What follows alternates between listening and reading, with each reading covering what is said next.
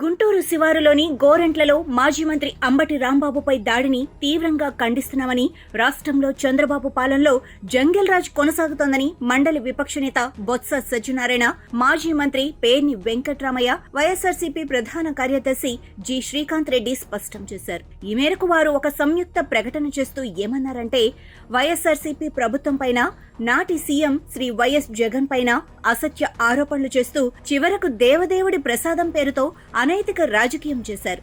తిరుమల లడ్డూ తయారీలో వాడిన నెయ్యిలో జంతు కొవ్వు కలిసిందంటూ చంద్రబాబు, పవన్ కళ్యాణ్, లోకేష్ చేసిన ఆరోపణలు పచ్చి అబద్దాలని దేశంలోనే ప్రతిష్టాత్మక సంస్థలైన ఎన్డీఆర్ఐ, ఎన్డీడీబీ తేల్చి చెప్పాయి. దీంతో దిక్కుతోచని స్థితిలో కనీసం పశ్చాత్తాపం కూడా ప్రకటించకుండా మళ్లీ అవే అసత్యాలతో ఎదురుదాడి చేస్తున్నారు.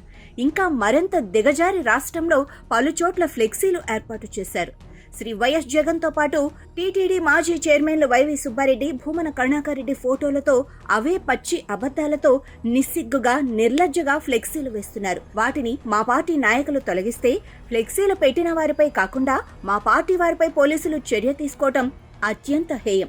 కాగా గుంటూరు శివార్లలోని గోరంట్లలో శ్రీ వెంకటేశ్వర స్వామి వారి ఆలయంలో పూజలు చేసిన మాజీ మంత్రి అంబటి రాంబాబు ఆ తర్వాత పక్కనే ఉన్న వివాదాస్పద ఫ్లెక్సీ వద్దకు చేరుకోగా అప్పటికే కర్రలు, రాడ్లతో సిద్ధంగా ఉన్న టీడీపీ గూండాలు ఆయనపై దాడి చేశారు.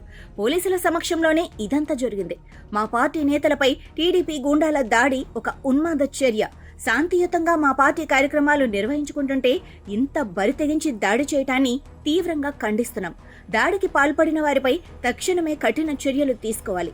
రాష్ట్రంలో ఏనాడు ఇంత దారుణమైన పాలన చూడలేదు.